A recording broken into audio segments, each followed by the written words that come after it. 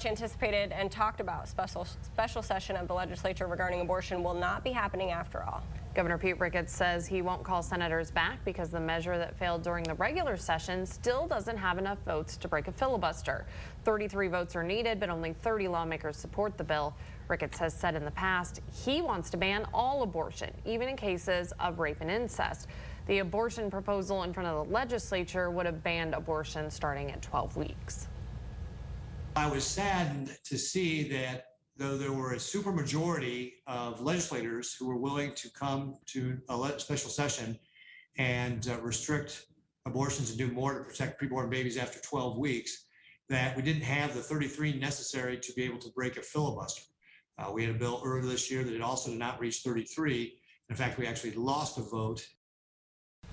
Despite Ricketts appointing 2 senators who were against abortion, 2 other senators apparently changed their minds between then and now.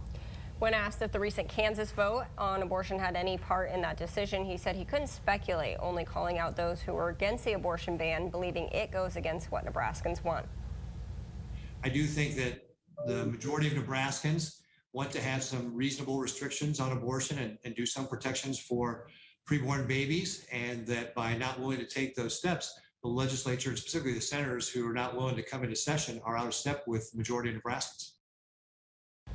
Nebraska Democratic Party Chair Jane Clubb disagreeing with the governor, saying in part, quote, the majority of Nebraskans support keeping access to abortion legal. Governor Ricketts and his radical Republicans do not have the votes to further infringe on our privacy and rights to make our own health decisions, end quote. State Senator and Democratic nominee for governor Carol Blood referencing a letter sent by Speaker Mike Hilgers to the governor, saying in part, quote, the release letter is meant to create blame so they can say it's not their fault, so they don't look bad keeping their promise for a special session. There is also no bill. Why would I consider going into special session for something make-believe or a what if, end quote.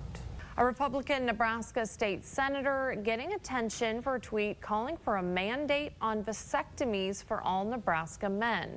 Senator John McAllister, who represents Omaha's District 20, also tweeting that he wasn't serious, but that, quote, this would be ludicrous, but this is just as ludicrous as the government telling a woman what to do with her own body. Real Republicans support the freedom to choose.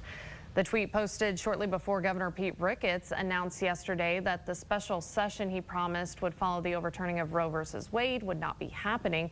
Those details and reaction from both sides of the aisle can be found on our website, nebraska.tv.